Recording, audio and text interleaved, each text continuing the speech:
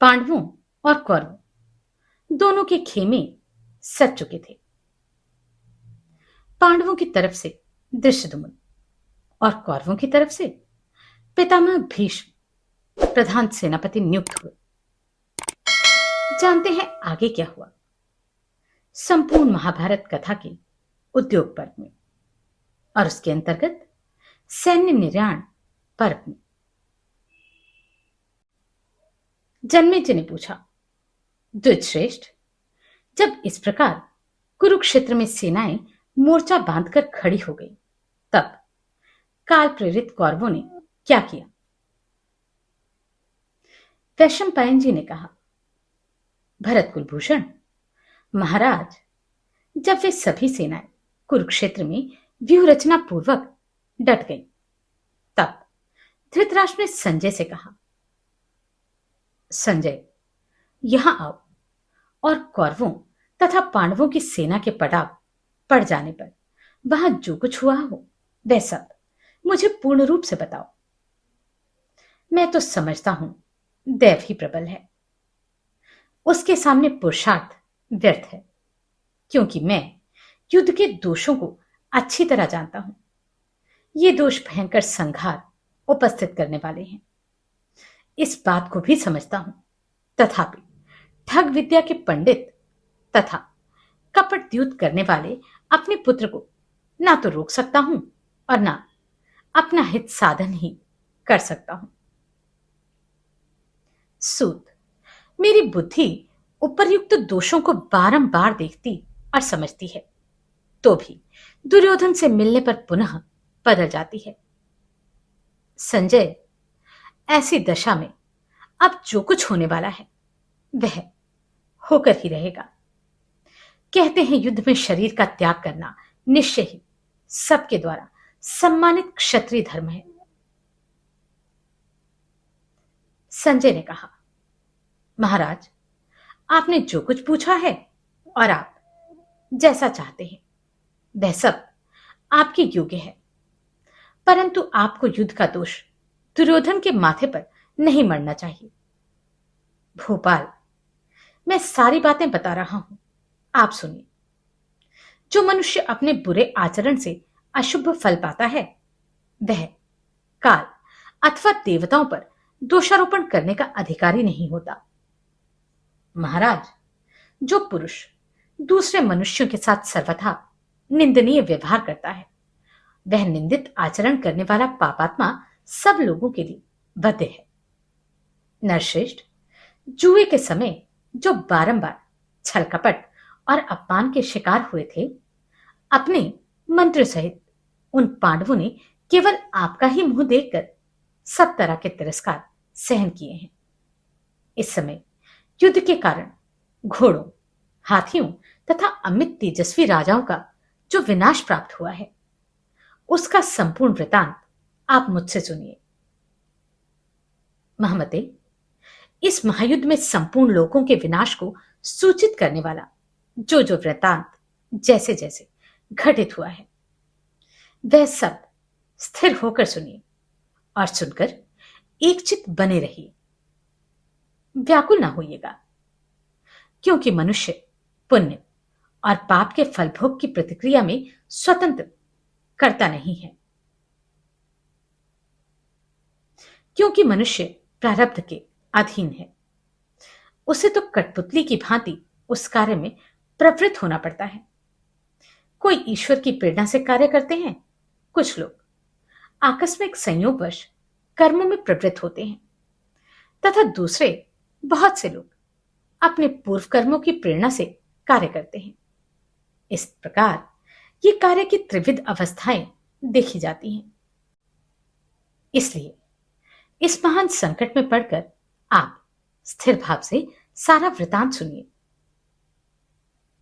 संजय कहते हैं, महाराज, महात्मा पांडवों ने जब हिरणवती नदी के तट पर अपना पड़ाव डाल लिया, तब कौरवों ने भी विधि पूर्वक दूसरे स्थान पर अपनी छावनी डाली। राजा दुर्योधन ने वहां अपनी शक्तिशालिनी सेना ठहराकर समस्त राजाओं का समादर करके उन सब की रक्षा के लिए कई गुल्म सैनिकों की टुकड़ियों को तैनात कर दिया। भारत इस प्रकार योद्धाओं के संरक्षण की व्यवस्था करके राजा दुर्योधन ने कर्ण, दुशासन तथा सुबलपुत्र शकुनी को बुलाकर गुप्त रूप से मंत्रणा की। राजेंद्र, भरत नंदन, नरश्रेष्ठ, दुर्योधन ने कर्ण, भाई दुशासन तथा सुबलपुत्र शकुनी से संभाषण एवं सलाह करके उल्लूक को एकांत में बुलाकर उसे इस प्रकार कहा। द्युतकुशल शकुनी के पुत्र उल्लूक, तुम सोम को और पांडवों के पास जाओ तथा वहां पहुंचकर वासुदेव श्री कृष्ण के सामने ही उनसे मेरा यह संदेश कहो। कितने ही वर्षों से जिसका विचार चल रहा था वह संपूर्ण जगत के लिए अत्यंत भयंकर कौरव पांडवों का युद्ध अब सिर पर आ गया है। कुंती कुमार युधिष्ठिर श्री कृष्ण की सहायता पाकर भाइयों सहित गर्जना करते हुए तुमने संजय से जो आत्मशलाधापूर्ण बातें कही थी और जिन्हें संजय ने कौरवों की सभा में बहुत बढ़ा चढ़ाकर सुनाया था, उन सबको सत्य करके दिखाने का यह अवसर आ गया है। तुम लोगों ने जो जो प्रतिज्ञाएं की हैं उन सबको पूर्ण करो। उल्लूक, तुम मेरे कहने से कुंती के ज्येष्ठ पुत्र युधिष्ठिर के सामने जाकर इस प्रकार कहना। राजन, तुम तो अपने सभी भाइयों सोम को और केक्यों सहित बड़े धर्मात्मा बनते हो। धर्मात्मा होकर अधर्म में कैसे मन लगा रहे हो? मेरा तो ऐसा विश्वास था कि तुमने समस्त प्राणियों को अभयदान दिया है, परंतु इस समय तुम एक निर्दय मनुष्य की भांति संपूर्ण जगत का विनाश देखना चाहते हो। भरत श्रेष्ठ, तुम्हारा कल्याण हो। सुना जाता है कि पूर्व काल में जब देवताओं ने प्रहलाद का राज्य छीन लिया था, तब उन्होंने इस श्लोक का गान किया था। देवताओं, साधारण ध्वज की भांति जिसकी धर्ममयी ध्वजा सदा ऊंचे तक फहराती रहती है, परंतु जिसके द्वारा गुप्त रूप से पाप भी होते रहते हैं, उसके उस व्रत को विडाल व्रत कहते हैं।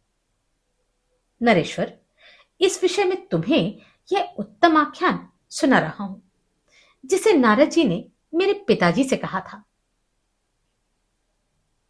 राजन, यह प्रसिद्ध है कि किसी समय एक दुष्ट बिलाव दोनों भुजाएं ऊपर किए गंगा जी के तट पर खड़ा रहा। वह किसी भी कार्य के लिए तनिक भी चेष्टा नहीं करता था। इस प्रकार समस्त देहधारियों पर विश्वास जमाने के लिए वह सभी प्राणियों से यही कहा करता था कि अब मैं मानसिक शुद्धि करके हिंसा छोड़कर धर्माचरण कर रहा हूं। राजन, दीर्घकाल के पश्चात धीरे धीरे पक्षियों ने उस पर विश्वास कर लिया। अब वे उस बिलाव के पास आकर उसकी भूरी भूरी प्रशंसा करने लगे। पक्षियों को अपना आहार बनाने वाला वह बिलाव जब उन समस्त पक्षियों द्वारा अधिक आदर सत्कार पाने लगा, तब उसने ये समझ लिया कि मेरा काम बन गया और मुझे धर्म अनुष्ठान का भी अभीष्ट फल प्राप्त हो गया। तदनंतर बहुत समय के पश्चात उस स्थान में चूहे भी गए। वहां जाकर उन्होंने कठोर व्रत का पालन करने वाले उस धर्मात्मा बिलाव को देखा। भारत, दंभ युक्त महान कर्मों के अनुष्ठान में लगे हुए उस बिलाव को देखकर उनके मन में यह विचार उत्पन्न हुआ, हम सब लोगों के बहुत से मित्र हैं, अतः अब यह बिलाव भी हमारा मामा होकर रहे और हमारे यहां जो वृद्ध तथा बालक हैं उन सब की सदा रक्षा करता रहे। यह सोचकर वे सभी उस बिलाव के पास गए और इस प्रकार बोले, मामा जी, हम सब लोग आपकी कृपा से सुखपूर्वक विचरना चाहते हैं। आप ही हमारे निर्भय आश्रय हैं और आप ही हमारे परम सुहृद हैं। हम सब लोग एक साथ संगठित होकर आपकी शरण में आए हैं। आप सदा धर्म में तत्पर रहते हैं और धर्म में ही आपकी निष्ठा है। महामते, जैसे वज्रधारी इंद्र देवताओं की रक्षा करते हैं, उसी प्रकार आप हमारा संरक्षण करे। प्रजानाथ, इन संपूर्ण चूहों के द्वारा इस प्रकार कहे जाने पर मुश्कों के लिए यमराज स्वरूप उस बिलाव ने उन सबको इस प्रकार उत्तर दिया, मैं तपस्या भी करूं और तुम्हारी रक्षा भी, इन दोनों कार्यों का परस्पर संबंध मुझे दिखाई नहीं देता। ये दोनों काम एक साथ नहीं चल सकते। तथापि मुझे तुम लोगों के हित की बात ही अवश्य करनी चाहिए। तुम्हें भी प्रतिदिन मेरे एक आज्ञा का पालन करना है। मैं तपस्या करते करते बहुत थक गया हूं और दृढ़तापूर्वक संयम नियम के पालन में लगा रहता हूं। बहुत सोचने पर भी मुझे अपने भीतर चलने फिरने की कोई शक्ति दिखाई नहीं देती। अतः तुम्हें सदा मुझे यहां से नदी के तट तक पहुंचाना होगा। भरत श्रेष्ठ, बहुत अच्छा कहकर चूहों ने बिलाव की आज्ञा का पालन करने के लिए हामी भर ली और वृद्ध तथा बालकों सहित अपना सारा परिवार उस बिलाव को सौंप दिया। फिर तो वह पापी एवं दुष्टात्मा बिलाव प्रतिदिन चूहों को खा खाकर मोटा और सुंदर होने लगा।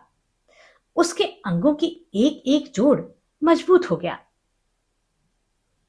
इधर चूहों की संख्या बड़े वेग से घटने लगी और वह बिलाव तेज और बल से संपन्न हो प्रतिदिन बढ़ने लगा।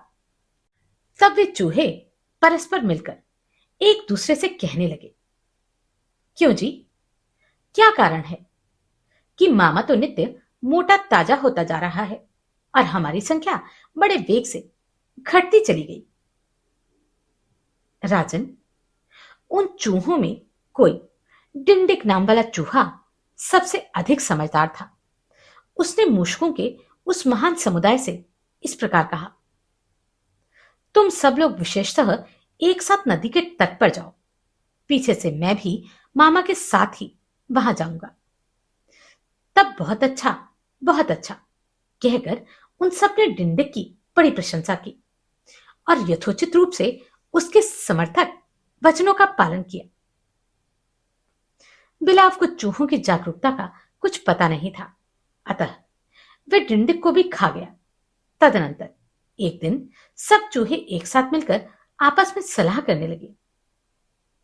उनमें कौलिक नाम से प्रसिद्ध कोई चूहा था जो अपने भाई बंधुओं में सबसे बूढ़ा था। उसने सब लोगों को यथार्थ बात बताई। भाइयों, मामा को धर्माचरण की रत्ती भर भी कामना नहीं है। उसने हम जैसे लोगों को धोखा देने के लिए ही जटा बढ़ा रखी है। जो फल मूल खाने वाला है उसकी विष्ठा में बाल नहीं होते। उसके अंग दिनों दिन हृष्ट पुष्ट होते जाते हैं और हमारा ये दल रोज रोज घटता जा रहा है। आज 7-8 दिनों से डिंडिक का भी दर्शन नहीं हो रहा। कौलिक की यह बात सुनकर सब चूहे भाग गए और वह दुष्टात्मा बिलाव भी अपना सा मुंह लेकर जैसे आया था वैसे चला गया। दुष्टात्मा, तुमने भी इसी प्रकार विडाल व्रत धारण कर रखा है। जैसे चूहों में विडाल ने धर्माचरण का ढोंग रच रखा था, उसी प्रकार तुम भी जाति भाइयों में धर्माचारी बने फिरते हो। तुम्हारी बातें तो कुछ और हैं, परंतु कर्म कुछ और ही ढंग का दिखाई देता है। तुम्हारा वेदाध्ययन और शांत स्वभाव लोगों को दिखाने के लिए पाखंड मात्र है। राजन, नरश्रेष्ठ, यदि तुम धर्मनिष्ठ हो तो यह छल छद्म छोड़कर क्षत्रिय धर्म का आश्रय ले, उसी के अनुसार सब कार्य करो। भरत श्रेष्ठ, अपने बाहुबल से इस पृथ्वी का राज्य प्राप्त करके तुम ब्राह्मणों को दान दो और पितरों को उनका यथोचित भाग अर्पण करो। तुम्हारी माता वर्षों से कष्ट भोग रही है, अतः माता के हित में तत्पर हो, उसके आंसू पोंछो और युद्ध में विजय प्राप्त करके परम सम्मान के भागी बनो। तुमने केवल 5 गांव मांगे थे, परंतु हमने प्रयत्नपूर्वक तुम्हारी वह मांग इसलिए ठुकरा दी कि पांडवों को किसी प्रकार कुपित करें, जिससे संग्राम भूमि में उनके साथ युद्ध करने का अवसर प्राप्त हो। तुम्हारे लिए ही मैंने दुष्टात्मा विदुर का परित्याग कर दिया। लाक्षागृह में अपने जलाए जाने की घटना का स्मरण करो और उससे भी इंसान बन जाओ। तुमने कौरव सभा में आए हुए श्री कृष्ण से जो यह संदेश दिलाया था कि राजन, मैं शांति और युद्ध दोनों के लिए तैयार हूं। नरेश्वर, उस समर का यह उपयुक्त अवसर आ गया है। युधिष्ठिर, इसी के लिए मैंने यह सब कुछ किया। भला क्षत्रिय युद्ध से बढ़कर दूसरे किस लाभ को महत्व देता है? इसके सिवा तुमने भी तो क्षत्रिय कुल में उत्पन्न होकर इस पृथ्वी पर बड़ी ख्याति प्राप्त की है। भरत श्रेष्ठ, द्रोणाचार्य और कृपाचार्य से अस्त्र विद्या प्राप्त करके जाति और बल में हमारे समान होते हुए भी तुमने वसुदेव नंदन श्री कृष्ण का आश्रय ले रखा है। फिर तुम्हें युद्ध से क्यों डरना या पीछे हटना चाहिए? उल्लुक, तुम पांडवों के समीप वसुदेव श्री कृष्ण से भी कहना, जनार्दन, अब तुम पूरी तैयारी और तत्परता के साथ अपनी और पांडवों की भलाई के लिए मेरे साथ युद्ध करो। तुमने सभा में माया द्वारा जो विकट रूप बना लिया था, उसे पुनः उसी रूप में प्रकट करके अर्जुन के साथ मुझ पर धावा बोल दो। इंद्रजाल, माया अथवा भयानक कृत्या, ये युद्ध में हथियार उठाए हुए शूरवीर के क्रोध एवं सिंहनाद को और भी बढ़ा देती है। हम भी माया से आकाश में उड़ सकते हैं, अंतरिक्ष में जा सकते हैं तथा रसातल या इंद्रपुरी में भी प्रवेश कर सकते हैं। इतना ही नहीं, हम अपने शरीर में बहुत से रूप भी प्रकट करके दिखा सकते हैं, परंतु इन सब प्रदर्शनों से ना तो अपने अभिष्ट की सिद्धि होती है, ना अपना शत्रु ही मानवीय बुद्धि अर्थात भय को प्राप्त हो सकता है। एकमात्र विधाता ही अपने मानसिक संकल्प मात्र से समस्त प्राणियों को वश में कर लेता है। वार्ष्णेय, तुम जो ये कहा करते हो कि मैं युद्ध में धृतराष्ट्र के सभी पुत्रों को मरवाकर उनका सारा उत्तम राज्य कुंती के पुत्रों को दे दूंगा, तुम्हारा यह सारा भाषण संजय ने मुझे सुना दिया था। तुमने यह भी कहा था कि कौरवों में जिनका सहायक हूं, उन्हीं सव्यसाची अर्जुन के साथ तुम्हारा बैर बढ़ रहा है इत्यादि। अतः अब सत्य प्रतीक होकर पांडवों के लिए पराक्रमी बनो। युद्ध में अब प्रयत्न पूर्वक डट जाओ। हम तुम्हारी राह देखते हैं। अपने पुरुषत्व का परिचय दो। जो पुरुष शत्रु को अच्छी तरह समझ बूझकर विशुद्ध पुरुषार्थ का आश्रय ले शत्रु को शोकमग्न कर देता है, वही श्रेष्ठ जीवन व्यतीत करता है। श्री कृष्ण, मैं देखता हूं संसार में अकस्मात ही तुम्हारा महान यश फैल गया है, परंतु अब इस समय हमें ज्ञात हुआ है कि जो लोग तुम्हारे पूजक हैं, वे वास्तव में पुरुषत्व का चिन्ह धारण करके नपुंसक ही हैं। मेरे जैसे राजा को तुम्हारे साथ, विशेषतः कंस के एक सेवक के साथ लड़ने के लिए कवच धारण करके युद्ध भूमि में उतरना किसी तरह उचित नहीं है। उल्लुक, उस बिना मूछों के पुरुष अथवा बोझ ढोने वाले बैल, अधिक खाने वाले अज्ञानी और मूर्ख भीमसेन से भी बारंबार मेरा यह संदेश कहना। कुंती कुमार, पहले विराटनगर में जो तू रसोइया बनकर रहा और बल्लभ के नाम से विख्यात हुआ, वह सब मेरा ही पुरुषार्थ था। पहले कौरव सभा में तूने जो प्रतिज्ञा की थी, वह मिथ्या नहीं होनी चाहिए। यदि तुझमें शक्ति हो तो आकर दुशासन का रक्त पी लेना। कुंती कुमार, तुम जो कहा करते हो कि मैं युद्ध में धृतराष्ट्र के पुत्रों को वेगपूर्वक मार डालूंगा, उसका यह समय आ गया है।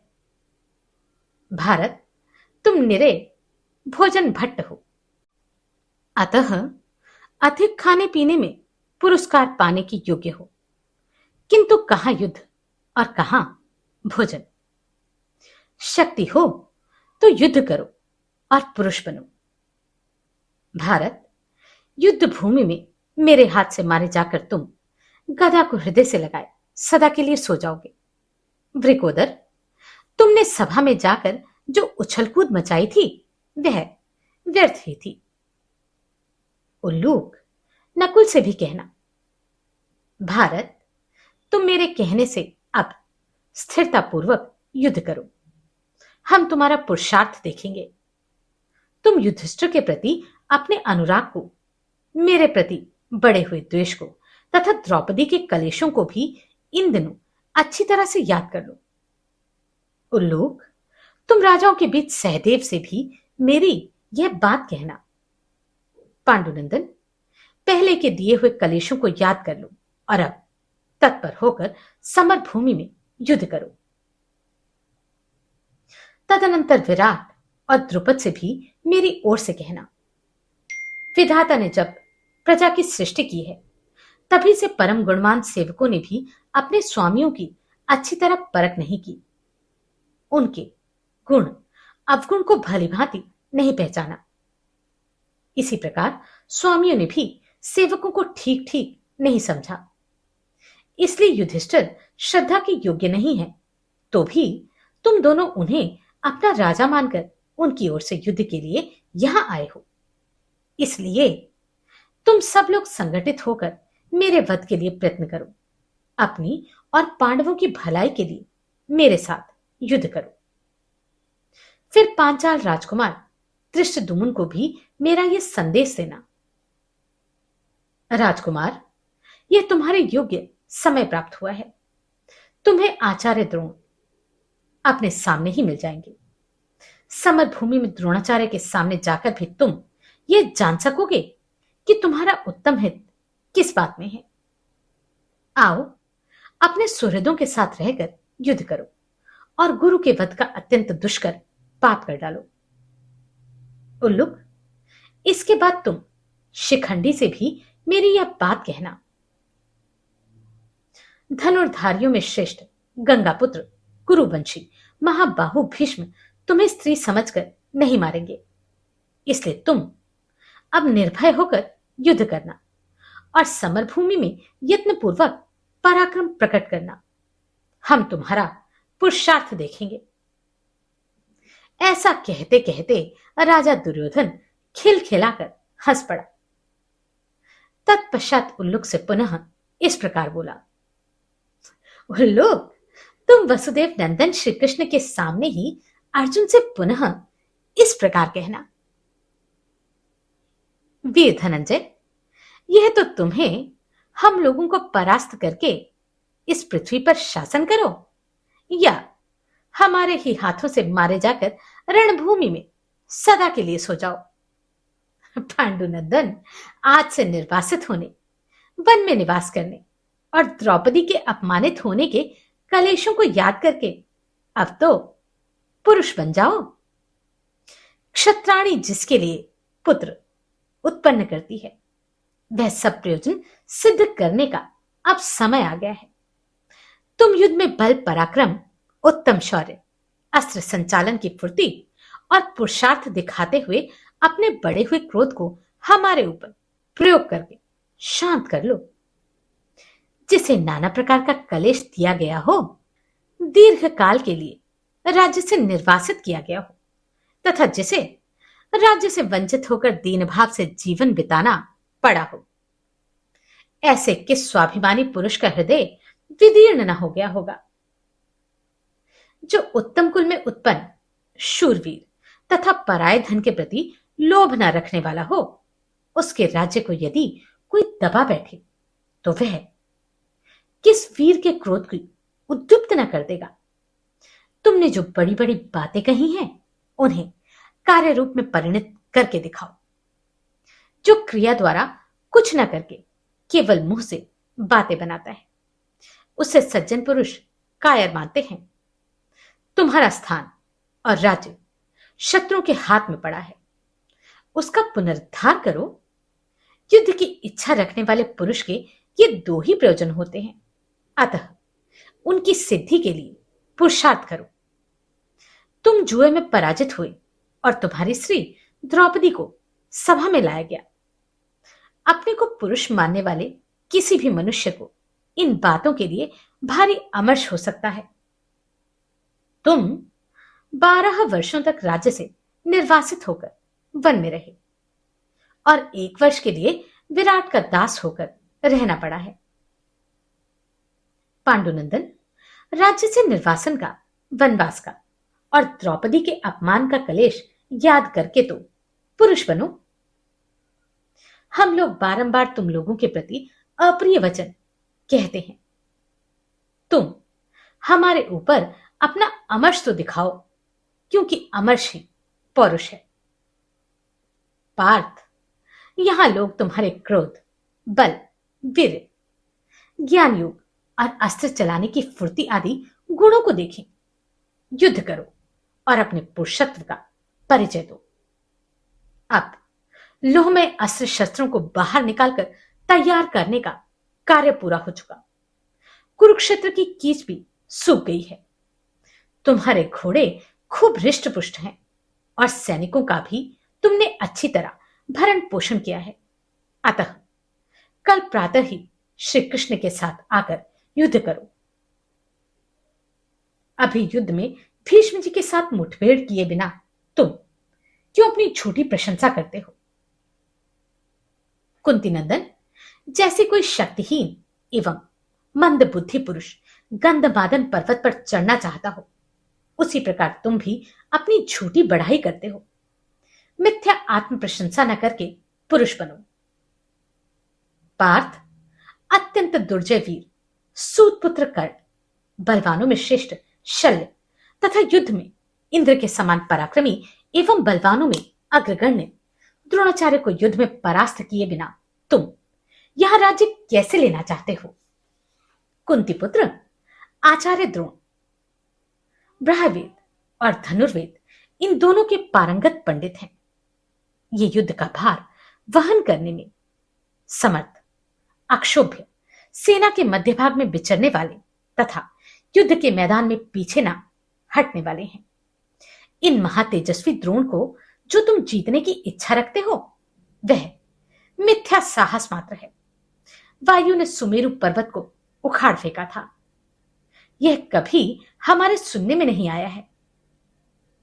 इसी प्रकार तुम्हारे लिए भी आचार्य को जीतना असंभव है।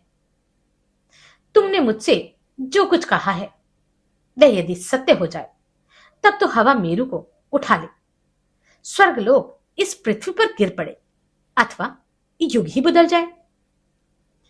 अर्जुन हो या दूसरा कोई, जीवन की इच्छा रखने वाला कौन ऐसा वीर है जो युद्ध में इन शत्रु दमन आचार्य के पास पहुंचकर कुशल पूर्वक घर को लौट सके?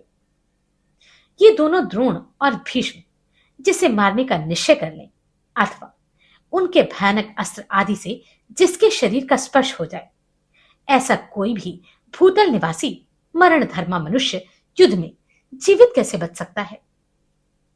जैसे देवता स्वर्ग की रक्षा करते हैं, उसी प्रकार पूर्व, पश्चिम, दक्षिण और उत्तर दिशाओं के नरेश तथा कंबोज, शक, खश, शल्भ, मत्स्य, कुरु और मध्य प्रदेश के सैनिक एवं मलेच्छ, पुलिंद, द्रविड़, आंध्र और कांची देशी योद्धा जिस सेना की रक्षा करते हैं, जो देवताओं की सेना के समान दुर्धर्ष एवं संगठित है, कौरवराज की समुद्र तल्य उस सेना को क्या तुम कूप मंडूक की भांति अच्छी तरह समझ नहीं पाते?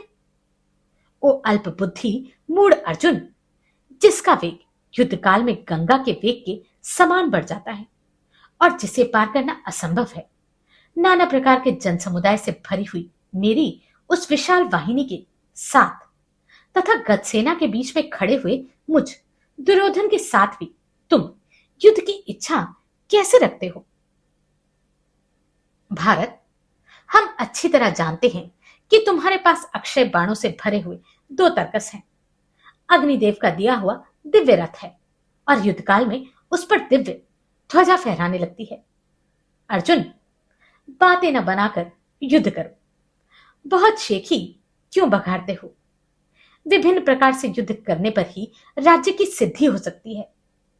झूठी आत्म प्रशंसा करने से इस कार्य में सफलता नहीं मिल सकती।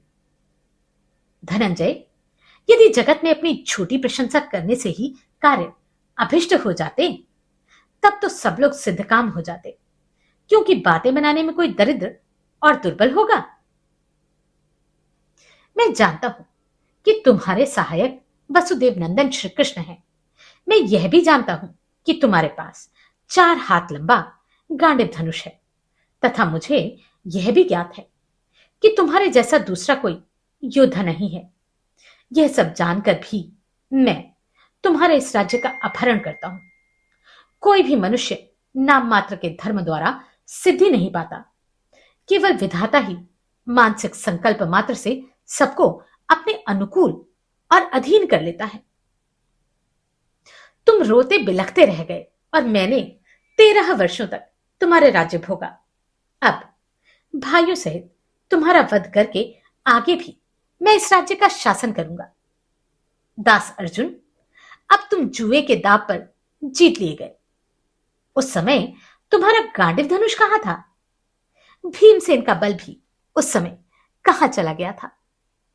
गदाधारी भीमसेन अथवा गांडीवधारी अर्जुन से भी उस समय सती साध्वी द्रौपदी का सहारा लिए बिना तुम लोगों का दासभाव से उद्धार न हो सका। तुम सब लोग अमनुष्योचित दीन दशा को प्राप्त हो दास भाव में स्थित थे।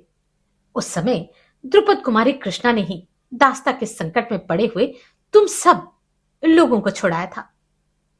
मैंने जो उन दिनों तुम लोगों को नपुंसक कहा वह ठीक ही निकला, क्योंकि अज्ञातवास के समय विराट नगर में अर्जुन को अपने सिर पर स्त्रियों की भांति वेणी धारण करनी ही पड़ी। कुंती कुमार, तुम्हारे भाई भीमसेन को राजा विराट के रसोई घर में रसोइये के काम में संलग्न रहकर जो भारी श्रम उठाना पड़ा वह सब मेरा ही पुरुषार्थ था। इसी प्रकार सदा से ही क्षत्रियों ने अपने विरोध क्षत्रियों को दंड दिया है। इसलिए तुम्हें भी सिर पर वेणी रखाकर और हिजड़ों का वेश बनाकर राजा के अंतपुर में लड़कियों को नचाने का काम करना पड़ा। फाल्गुन, श्री कृष्ण के या तुम्हारे भय से मैं राज्य नहीं लौटाऊंगा। तुम श्री कृष्ण के साथ आकर युद्ध करो। माया, इंद्रजाल अथवा भयानक छलना संग्राम भूमि में हथियार उठाए हुए वीर के क्रोध और सेनाद को ही बढ़ाती है, उसे भयभीत नहीं कर सकती।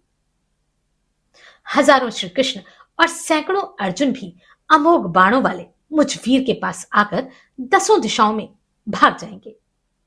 तुम भीष्म के साथ युद्ध करो और सिर से पहाड़ फोड़ो या सैनिकों के अत्यंत गहरे महासागर को दोनों बाहों से तैरकर पार करो। हमारे सैन्य रूपी महासमुद्र में कृपाचार्य महामत्स्य के समान है। विविंशति उसके भीतर रहने वाले महान सर्प हैं। बृहद बल उसके भीतर उठने वाले विशाल ज्वर के समान है। भूरिश्रवा तिमिंगल नामक मत्स्य के स्थान में है। भीष्म उसके असीम वेग हैं। द्रोणाचार्य रूपी ग्रह के होने से इस सैन्य सागर में प्रवेश करना अत्यंत दुष्कर है। कर्ण और शल्य क्रमशः मत्स्य तथा आवर्त अर्थात भवर का काम करते हैं और कंबोजराज सुदक्षिण इसमें बड़वानल है। दुशासन उसके तीव्र प्रवाह के समान है। शल और शल्य मत्स्य हैं। सुषेण और चित्रयुद्ध नाग और मकर के समान है। जयद्रथ पर्वत है। पुरुमित्र उसकी गंभीरता है।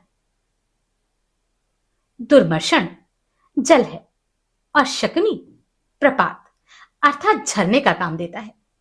भांति भांति के शस्त्र इस सैन्य सागर के जल प्रवाह हैं। ये अक्षय होने के साथ ही खूब बड़ा हुआ है।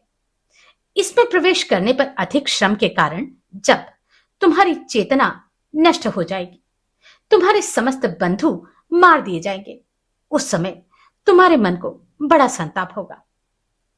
पार्थ, जैसे अपवित्र मनुष्य का मन स्वर्ग की ओर से निवृत्त हो जाता है क्योंकि उसके लिए स्वर्ग की प्राप्ति असंभव है, उसी प्रकार तुम्हारा मन भी उस समय इस पृथ्वी पर राज्य शासन करने से निराश होकर निवृत्त हो जाएगा। अर्जुन, शांत होकर बैठ जाओ। राज्य तुम्हारे लिए अत्यंत दुर्लभ है। जिसने तपस्या नहीं की वह कैसे स्वर्ग पाना चाहे। उसी प्रकार तुमने भी राज्य की अभिलाषा की है। दुर्योधन कहता गया।